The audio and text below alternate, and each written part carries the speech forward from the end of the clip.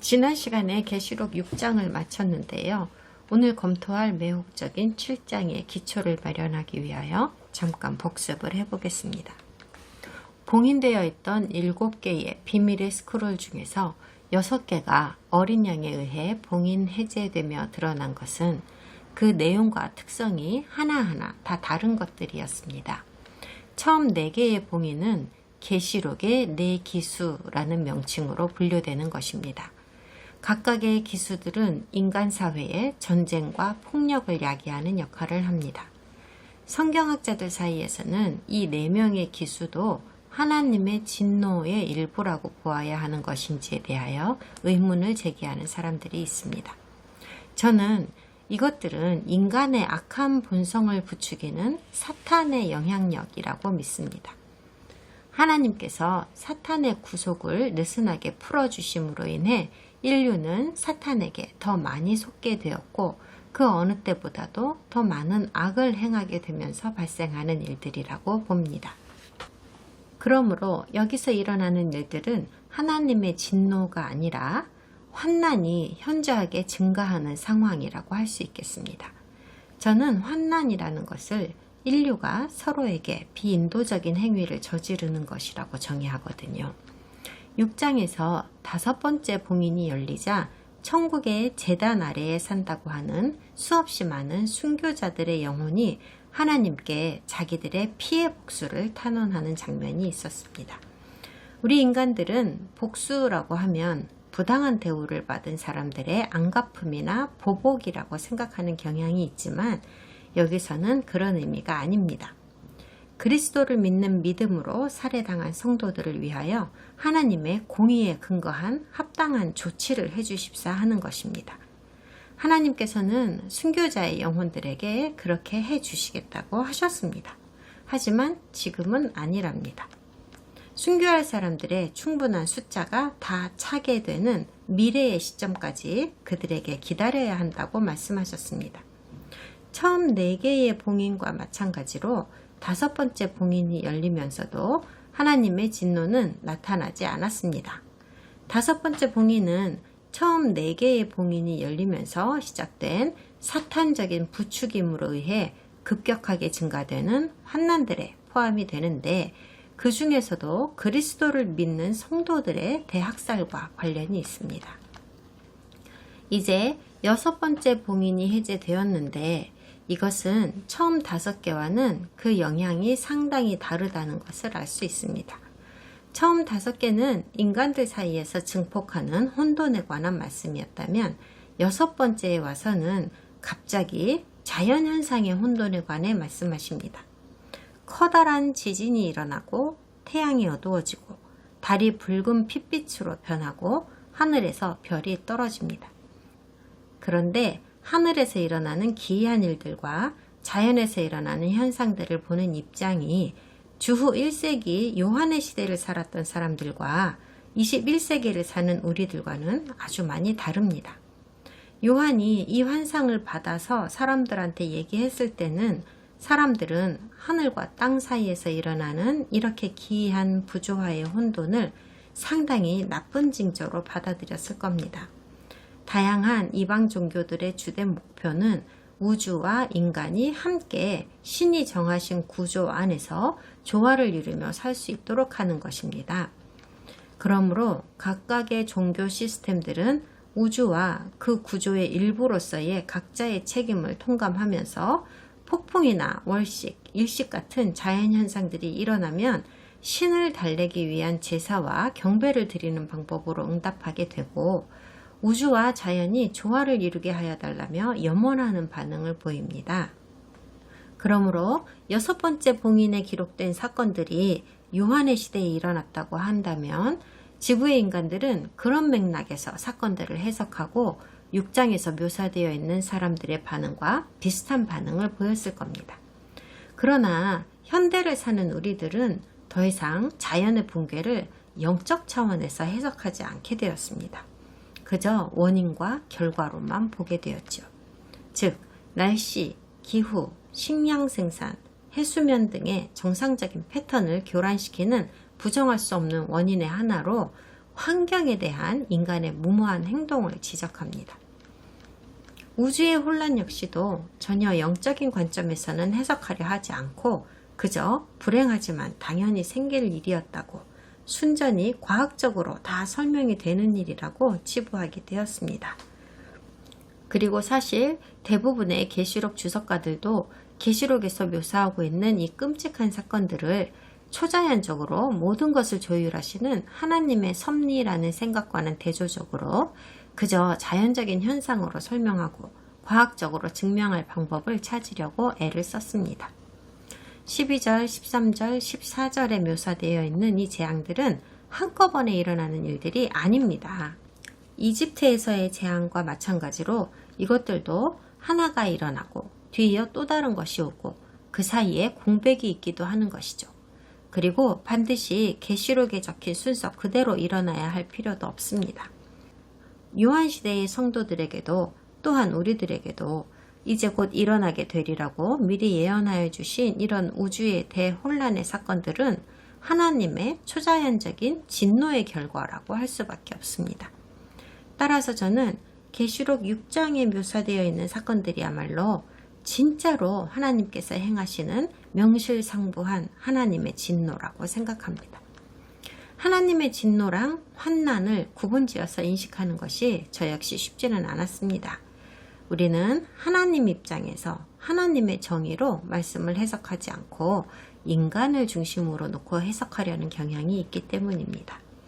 그런 이유로 성경학자들이 이 주제의 정의와 분류에 대해서 그토록 오랫동안 합의를 찾지 못하고 있는 것이라고 생각합니다.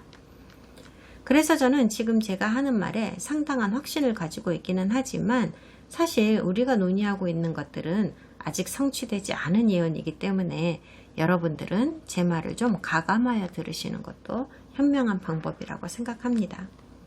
6번째 봉인은 앞에 있었던 것들과는 달리 인간의 악한 본성에 의한 환난이 아니라 하나님의 진노라고 제가 확신하는 이유 중 하나는 15절부터 17절에서 진짜로 그렇게 말씀하고 계시기 때문입니다.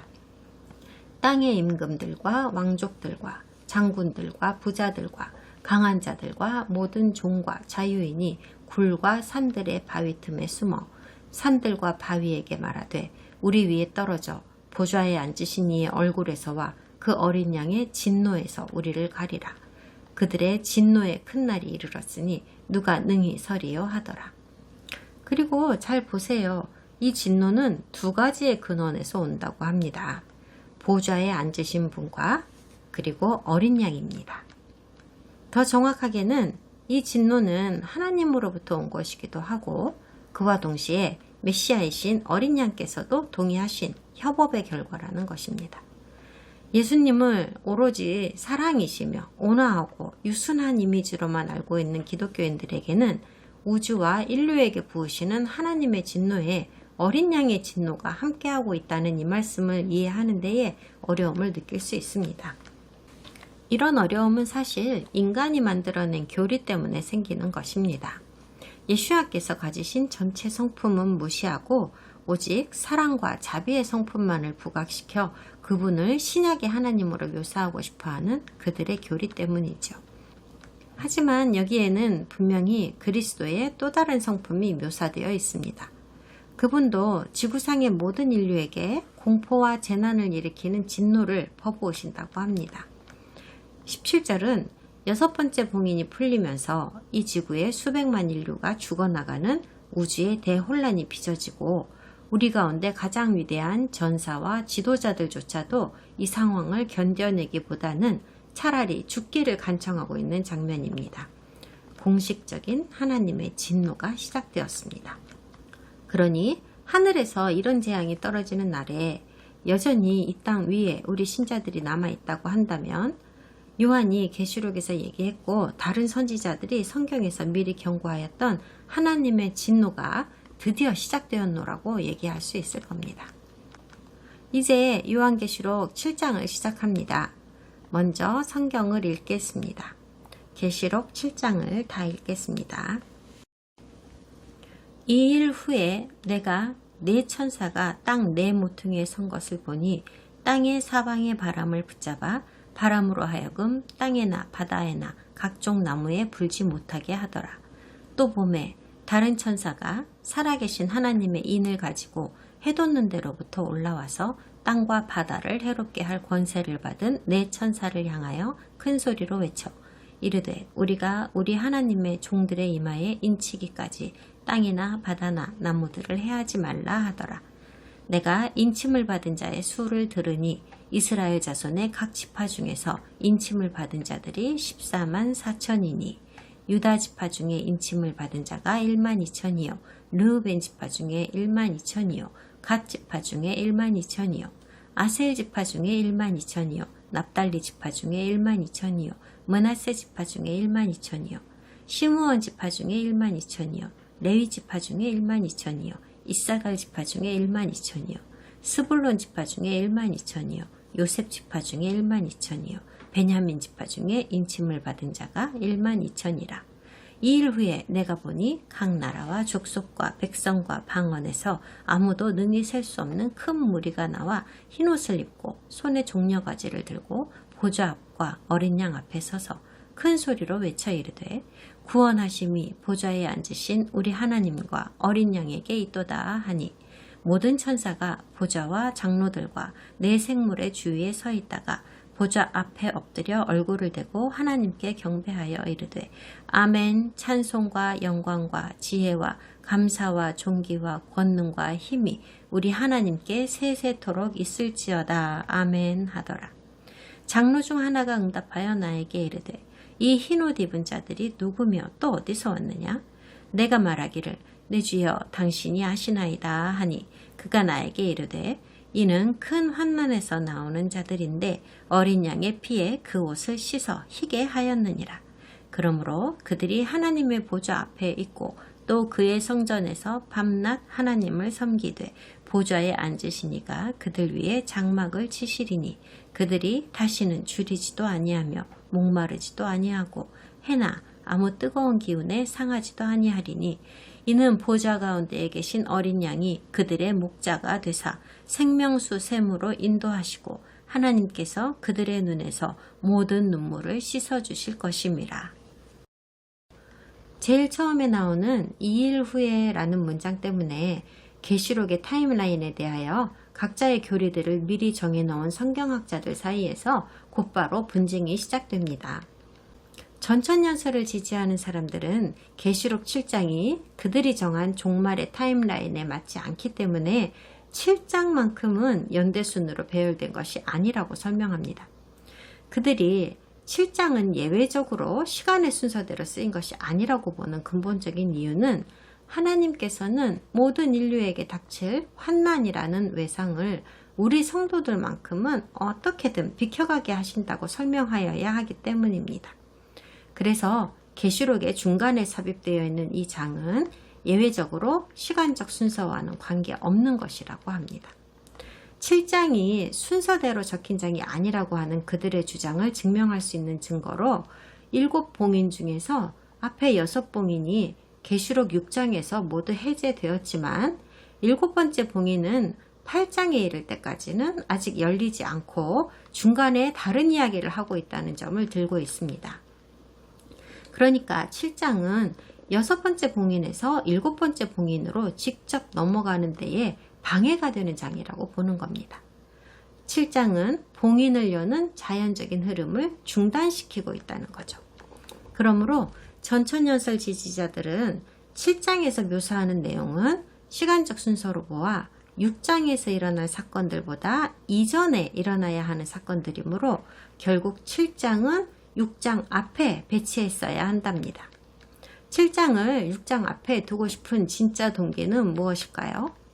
계시록의 사건들이 적힌 순서대로 일어난다고 한다면 교회가 휴거를 통하여 계시록의 환난들을 피해간다고 하는 그들의 교리와는 달리 그것들을 감당해야 한다는 결론이 나오기 때문입니다. 전천년설 교리에서는 6장에서 일어나는 사건들을 환난이라고 이름 붙였습니다. 그런데 14만 4천과 무수히 많은 그리스도의 추종자들이 흰옷을 받게 된다는 말씀이 6장에서 열거한 환난의 사건들이 일어난 후에 비로소 7장이 되어서야 나오잖아요. 그런데 전천연설 지지자들은 흰옷을 받는 이 사람들은 환난이 시작되기 이전에 벌써 휴거된 사람들이라고 주장하고 있단 말입니다. 정리하면 이렇습니다. 만약에 7장을 6장 앞에 둔다고 한다면 전천연설이 주장하는 연대기적 순서가 맞습니다. 하지만 6장 앞에 두지 않는다면 전천연설 교리는 틀린 것이 됩니다. 전천연설 지지자들의 말이 맞다는 가능성을 완전히 배제하여야 한다고 말하고 있는 것은 아닙니다. 그러나 성경의 본래 구조까지도 조정하려는 이 시도가 자기들이 선호하는 종말론 교리를 합리화시키려는 불손한 의도 때문이 아닌가 싶은 생각이 든다는 거예요. 그리고 성경의 패턴을 보면 성경 역사 속에서 하나님께서는 그분의 백성들을 압제와 환난에서 피하게 해주시지 않았습니다. 그러지 않으셨어요. 오히려 우리들을 언제나 그런 고통에 맞서게 하시면서 하나님의 은혜에 의지하게 만드시는 패턴을 늘 보여주셨단 말입니다. 그분의 백성들이 압제와 고난을 받게 하신 후에야 하나님께서는 그분께서 선택하신 그분의 백성들을 험악하게 다룬 대적들에게 진노를 부으시는 방식으로 그분의 공의를 행하여 오셨습니다.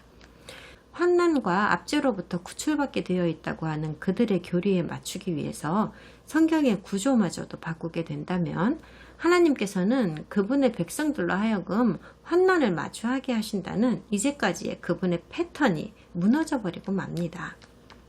저도 가능하면 제 생각이 틀렸고 그들의 생각이 맞았기를 바랍니다. 저도 압제와 환난은 당하고 싶지 않거든요. 하지만 전천연설에서 주장하는 환난 전 휴거를 채택해야 할 근거를 제시하는 구절을 성경에서는 찾을 수가 없었습니다. 그래야 하는 이유도 알지를 못했고요. 게다가 지난 시간에도 말씀드렸지만 성경은 환난과 대환난을 구분지어 말씀하시지도 않습니다. 이런 구분은 휴거의 시점을 설명하기 위하여 사람들이 개발해낸 새로운 교리입니다. 제가 조사한 바로는 요한계시록의 주석을 기록한 초대교회 교부들에게는 환난이나 대환난 같은 개념의 구분은 없었던 것으로 확인되었습니다. 그런데 불과 200년 전쯤인 1827년에 다비 성경을 발간한 존 넬슨 다비가 제일 처음으로 종말에 일어나는 사건들을 환난과 대환난이라는 이름으로 구분지어 불렀습니다. 알고 계셨나요? 이런 명칭이 있어야 그가 새로 개발한 환난 전 휴거라는 교리를 설명할 수 있기 때문이었습니다. 그렇게 만들어진 것이었어요. 고작 1827년에요. 저는 다비의 의견에 동의하지 않기 때문에 지금으로서는 6장과 7장은 순서를 바꾸지 않고 그대로 볼 것이며 6장, 7장에서 일어나는 사건들도 적힌 순서대로 보려고 합니다. 아직은 챕터의 배열에 대하여 의문을 제기할 수 있는 아무런 기준을 찾지 못했습니다. 7장 1절에서 요한은 네 천사가 땅 네 모퉁이에 서 있는 것을 보았다고 합니다. 이 구절은 고대인들이 지구를 어떻게 생각했는지를 알 수 있게 해줍니다. 네 모퉁이라는 말로 그들은 지구가 평평하다고 생각했다는 것을 암시하고 있습니다. 고대 이스라엘 사람들도 물론 그렇게 생각하고 있었고요. 그리고 그들은 예루살렘이 지구의 중심이라고 생각했습니다. 4라는 숫자는 성경에서 주로 네 방위를 상징하기 위하여 사용됩니다. 그러므로 성경에서 4라는 숫자를 보시면 전체 지구를 상징하기 위한 의도로 쓰였다고 보시면 됩니다. 그리고 여기 이 장면은 우리 지구의 네 방위를 담당하고 있는 4명의 이름 모를 천사들에 대한 이야기입니다. 이 네 천사들은 각각에게 할당된 대륙과 바다의 사방천지에서 바람이 불지 못하게 붙잡고 있으라는 명령을 받았습니다. 성경학자들은 일반적으로 이 구절 역시도 비유로 풀어보려는 시도를 했습니다. 그래서 여기에 등장하는 바람은 진짜로 공기가 움직이면서 부는 바람이 아니라 내 영들을 상징하는 것이라고 해석하였습니다. 이렇게 해석한 데는 몇 가지 그럴듯한 이유들이 있었습니다. 먼저 바람이라고 번역된 히브리어는 루아크인데 영이라고도 번역됩니다. 어떤 번역을 적용할 것인지는 전체 문맥을 보고 파악하게 됩니다. 그리고 만약 이 바람이 영을 비유한 것이라고 해석하면 6장에서 영이라고 했던 네 기수들과 연결시킬 수가 있습니다.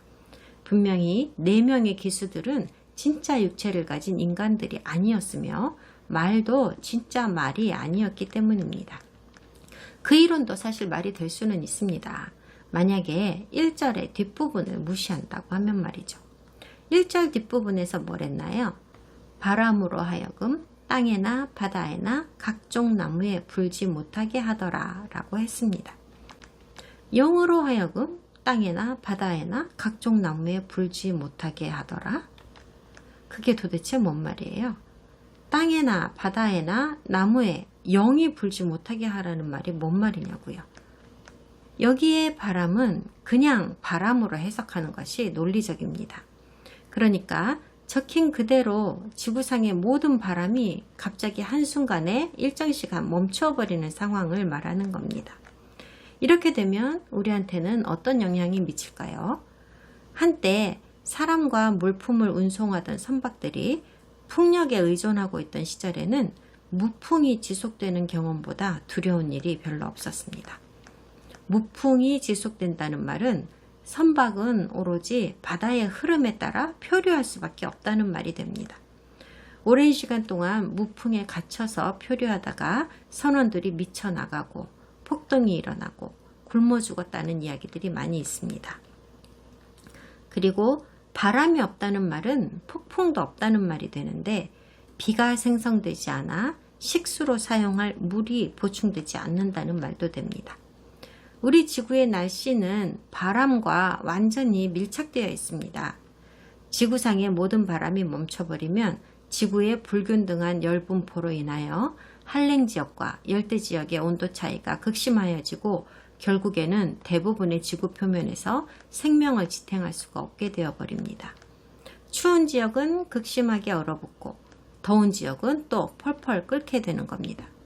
그러니까 온 세상의 바람이 멈춰버리면 온 세상의 자연과 인류에게 치명적인 영향을 미치게 됩니다. 2절에서는 또 다른 천사 하나가 나타나는데요. 이 천사는 동쪽에서 온다고 합니다. 왜 동쪽일까요? 그 후에 그가 나를 데리고 문에 이르니 곧 동쪽을 향한 문이라. 이스라엘 하나님의 영광이 동쪽에서부터 오는데 하나님의 음성이 많은 물소리 같고 땅은 그 영광으로 말미암아 빛나니. 성경에서 동쪽은 늘 항상 매우 중요한 방향입니다. 동쪽은 전통적으로 거룩한 하나님의 현현이 오시는 방향입니다. 이 땅의 성전도 동쪽을 향하고 있습니다. 성경에서는 숫자도 중대한 의미를 갖고 반복이라는 패턴도 종종 드러나는데요. 나침판의 방위도 이와 같은 맥락입니다. 하나님의 인을 가지고 나타난 이 새로운 천사가 바람을 컨트롤하기로 되어 있는 네 천사에게 명하기를 우리가 하나님의 종들의 이마에 인치기까지 좀만 기다리라고 합니다. 인침을 받는 사람들은 모두 14만 4천 명이라고 하고 이들은 모두 이스라엘의 각 지파에서 나오는 사람들입니다. 역시나 성경학자들은 14만 4천 역시도 어떻게 해석할지를 놓고 여러 방면으로 고민했습니다. 문자 그대로 볼 것인지 아니면 상징으로 볼 것인지를요. 대다수 사람들의 의견을 들어보면 인침을 받는 사람들과 그 숫자는 상징으로 푸는 게 맞다고 합니다. 인침받고 보호받게 될 거라는 사람들의 숫자는 사실은 불특정한 숫자이며 이스라엘 사람들도 아니라고 합니다. 이방인 기독교들, 곧 교회를 말하는 것이라고 그들은 말합니다. 이 구절에는 들여다보아야 할 주제가 여러 가지가 있습니다. 제일 먼저 인침받는다는 게 무슨 뜻인가요? 이게 무슨 말인지는 학자들 간에도 아직 합의를 못 보고 있습니다만 성경을 사용하여 이것을 정의하려면 보통 이것이 최선의 선택이니까요. 비슷한 구절이 나오는 성경을 찾아보아야 하겠지요. 에스겔서에서 찾았습니다. 또 그가 큰 소리로 내 귀에 외쳐 이르시되 이 성읍을 관할하는 자들이 각기 죽이는 무기를 손에 들고 나오게 하라 하시더라. 내가 보니 6사람이 북향한 윗문 길로부터 오는데 각 사람의 손에 죽이는 무기를 잡았고 그 중에 한 사람은 가는 베옷을 입고 허리에 서기관의 먹그릇을 찼더라. 그들이 들어와서 놋제단 곁에 서더라. 그룹에 머물러 있던 이스라엘 하나님의 영광이 성전 문지방에 이르더니 여호와께서 그 가는 베옷을 입고 서기관의 먹그릇을 찬 사람을 불러 여호와께서 이르시되 너는 예루살렘 성읍 중에 순행하여 그 가운데에서 행하는 모든 가증한 일로 말미암아 탄식하며 우는 자의 이마에 표를 그리라. 그들에 대하여 내 귀에 이르시되 너희는 그를 따라 성읍 중에 다니며 불쌍히 여기지 말며 긍휼을 베풀지 말고 쳐서 늙은 자와 젊은 자와 처녀와 어린이와 여자를 다 죽이되 이마에 표 있는 자에게는 가까이 하지 말라. 내 성소에서 시작할지니라 하심에 그들이 성전 앞에 있는 늙은 자들로부터 시작하더라. 고대 시대에 일반적으로 인침을 받는다고 하는 말은 왕이나 귀족이 자신의 공식적인 이름을 표시함으로써 무언가에 대한 자신의 소유권을 주장한다는 뜻이었습니다. 본질적으로 내 거니까 손대지 말라는 표시인 거죠. 그러니까 방금 읽은 에스겔서의 내용은 하나님의 명령으로 모두를 죽일 적에 이들은 거의가 예루살렘에 살던 이스라엘 사람들입니다. 형제들과 함께 우상숭배에 참여하기를 거부한 사람들은 이마에 표시를 하여 따로 구분해 두라는 말인데 천사들이 그 표시를 하는 겁니다. 다른 천사들이 온 도시를 다니면서 아이고 어른이고 제사장이고 레위족이고 할 것 없이 다 죽이고 다닐 때에 하나님의 표시를 가진 자들은 털끝 하나 건들지 말라고 하시는 장면입니다. 그러므로 저는 계시록 7장 3절에 인침받는 자들에 관한 말씀을 이해할 때에도 에스겔의 이 구절과 같은 의미를 적용해야 한다고 봅니다. 자, 이제 14만 4천이라는 숫자를 봅시다. 매우 정확하고 구체적인 숫자이죠. 어떻게 해서 이런 숫자가 나오는지도 아주 명확하게 알려주고 있습니다. 12지파에서 각각 12,000명씩 나온다고 해서 만들어진 숫자입니다. 14만 4천을 상징으로 분류해야 할 정당한 이유도 없고 비유로 풀어야 할 아무런 이유도 없습니다. 적혀있는 그대로입니다. 하지만 성경에서는 올림이나 내림으로 말할 수 있는 숫자 개념이 자주 나오므로 이것도 아주 정확하게 정수로 나온 숫자라고는 보지 않아도 됩니다. 예를 들면 한 지파에서는 11,920명이 나올 수도 있고 다른 지파에서는 12,240명이 나올 수도 있겠죠. 그러면 정확하게 14만 4천이 아닐 수도 있습니다만 거의 그 숫자에 가깝다는 말입니다. 정확히 한 치의 오차도 없어야 한다는 생각은 현대 서방 세계의 개념일 뿐이고 고대 사회에서는 그렇지 않았습니다. 그리고 14만 4천에 대한 얘기는 계시록 14장 1절에 가면 다시 반복되는데요. 14장 1절입니다. 또 내가 보니 보라 어린 양이 시온산에 섰고 그와 함께 14만 4천이 서 있는데 그들의 이마에는 어린 양의 이름과 그 아버지의 이름을 쓴 것이 있더라. 그러므로 계시록 7장 4절에 나오는 사람들과 14장 1절에 나오는 사람들은 같은 그룹의 사람들이라는 건 의심할 여지가 없습니다. 인침받는 것은 소유권을 의미한다고 했으니까 계시록 14장 1절에 14만 4천 명의 사람들은 말하자면 어린 양과 아버지 하나님께서 소유하신 자들이라는 말입니다. 그러니 인침받은 이 자들은 누구입니까? 여기에서는 분명히 이스라엘의 각 지파에서 나온 자들이라고 하죠. 각 지파들의 이름도 분명하게 명기하고 있죠. 인침받은 자들의 머릿수도 각 지파마다 같은 수가 나온다고 말을 하죠. 하지만 그게 아니라고 말하고 싶으시죠? 주류 기독교 분파에서는 14만 4천은 절대로 이스라엘일 리가 없다고 주장합니다. 이방인 기독교인이라고 해요. G.K. 빌이라고 하는 아주 유명한 기독교 학자가 있는데 기독교계에선 가장 권위 있는 계시록 주석을 출판했다고 인정받는 사람입니다. 그가 14만 4천의 정체성에 관하여 아주 중요한 문제를 언급하였습니다. 요한계시록에서 가장 논란의 여지가 있는 문제 중에 하나가 바로 이 14만 4천이기 때문에 그의 주석을 광범위하게 인용해 보겠습니다. 아는 분들도 계시겠지만 수십 년 동안 여호와의 증인들은 자기들이 그 14만 4천이라고 주장하고 있습니다. 빌 교수가 다음과 같이 언급하였습니다. 계시록 7장 3절부터 8절에 나오는 구원받은 공동체는 14장 1절부터 4절에 나오는 사람들과 같은 사람들이다. 묘사된 언어와 아이디어가 매우 유사하기 때문이다. 14장 3절 4절의 14만 4천은 사람 가운데에서 처음 익은 열매로 하나님과 어린 양께서 값을 내고 사신 사람들이다. 그리고 14장 4절과 5장 9절은 이 그룹이 각 족속과 방언과 백성과 나라 가운데에서 어린 양의 피로 값을 지불하고 속량함을 받은 사람들이라고 하는 점에서 둘은 같은 그룹이라고 봐야 한다. 그러므로 14장에 속량함을 받은 14만 4천은 소수민족 이스라엘 사람들 중에서 남은 자들에 대한 설명이 아니라 교회 시대를 살고 있는 훨씬 큰 인류 중에서 남은 자들을 설명하기 위한 또 다른 방법인 것이다. 온 세상 사람들 중에서 그리스도를 믿는 믿음으로 구원받은 사람들을 의미한다. 그들의 정체성이 이런 것이라고 한다면 계시록 7장 3절부터 8절의 14만 4천도 온 세상에서 나오는 구원받은 남은 자들이라고 보아야 할 것이다. 그러므로 이 그룹은 바로 교회 전체라는 것을 강조하기 위하여 14만 4천이라는 숫자를 비유로 사용한 것이다. 무슨 말이냐면요.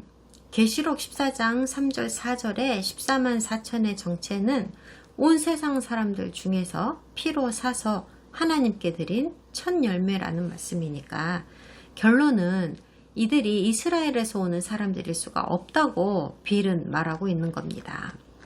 그의 관점으로는 이 사람들은 유대인이 아니라는 거죠. 예수님의 백성인 유대인이 아니라는 거예요. 그가 한 말을 잘 생각해 보세요. 그는 지금 하나님의 첫 열매는 이방인 기독교인들이고 원래 오순절에 모였던 수천 수만의 유대인 성도들이 하나님의 첫 열매가 아니라고 주장하고 있는 겁니다. 그러니까 성경을 읽으라고 했잖아요. 사도행전도 좀 읽으시라고요. 일명 이스라엘 사람들이라고 하는 유대인들이 바로 처음에 그리스도를 믿은 성도들이었어요. 그들이 하나님의 첫 열매가 된 사람들이라고요. 이들을 이스라엘에게서 따로 떼어내버린 빌의 이러한 주장이 이방인 교회로 넘어가면서 다소 희한한 논리로 전개되었습니다. 바로 이런 논리로 인해서 대체신학이라고 하는 것이 만들어진 것입니다.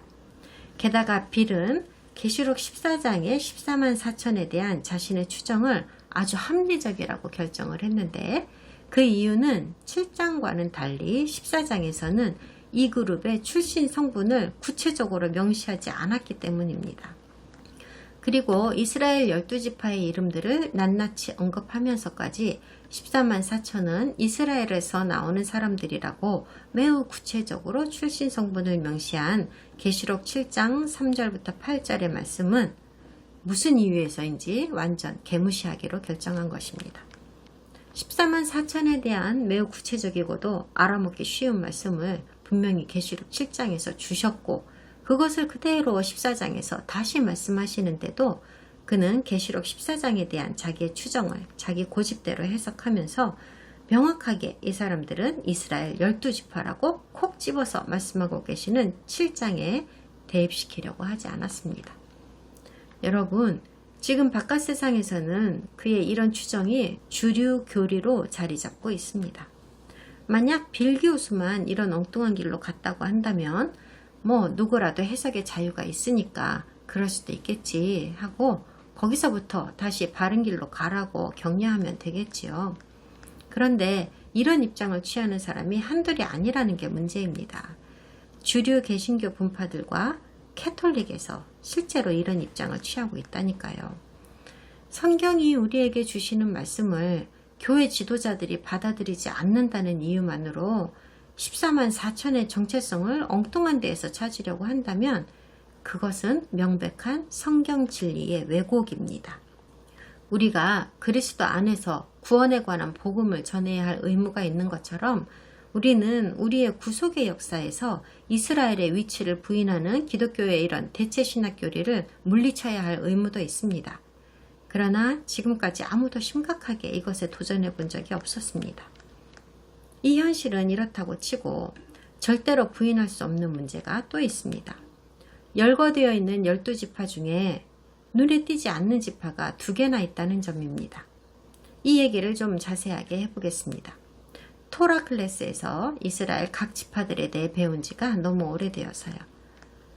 아브라함의 손자인 야곱은요, 하나님으로부터 새로운 정체성과 새 이름을 받았습니다. 그게 바로 이스라엘입니다. 그래서 한 사람이 이스라엘과 야곱이라는 2 이름을 가졌습니다. 이스라엘은 2 자매와 결혼하였습니다. 레아와 라헬입니다. 그리고 첩도 2명 두었습니다. 아내와 첩들 사이에서 12아들이 생산되었는데 이 12아들이 이스라엘 12지파의 창시자들이 되었습니다. 야곱의 12지파죠. 그런데 그들이 살던 가나안을 포함한 중동 지역과 북아프리카 지역에 심각한 흉년이 들어서 야곱은 그의 가족들을 거느리고 이집트로 갔고 거기서 영원히 잃어버린 줄만 알았던 아들 요셉과 행복한 재회를 하게 되었습니다. 야곱이 나이 들어감에 따라 전통대로 그의 2 손자에게 축복을 하고 싶어졌습니다. 요셉의 아들들 말입니다. 그들의 이름이 바로 에브라임과 므낫세입니다. 그런데 요셉에게는 충격적인 일이 일어나죠. 야곱이 손자들을 축복하는 자리에서 손자들을 아예 자신의 아들들로 입양을 해버립니다. 그래서 이집트에 내려가 있는 동안은 이스라엘은 사실상 14지파가 있었던 겁니다. 야곱의 12아들들에다가 요셉에게서 취한 2 손자들까지도 아들의 자리로 승격시켰기 때문이죠. 야곱은 죽음을 코앞에 둔 상황에서 모든 아들들을 불러 예언적인 축복을 선포하게 됩니다. 가족을 축복하는 자리에서 야곱은 요셉으로부터 족장의 권한을 빼앗아서는 에브라임과 므낫세에게 나누어 주었습니다. 왜 그랬는지는 언급되지 않았습니다. 그러는 바람에 14지파였던 이스라엘은 이제 하나가 줄고 2이 늘어서 13지파가 되었습니다.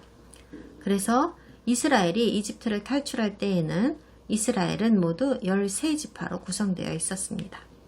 나중에 그들의 출애굽 기간 동안에 하나님께서는 레위 지파를 이스라엘로부터 따로 떼어내셔서 하나님을 섬기는 일만 하는 제사장 지파로 구분하셨습니다. 그러시면서 하나님께서 분명히 말씀하셨죠.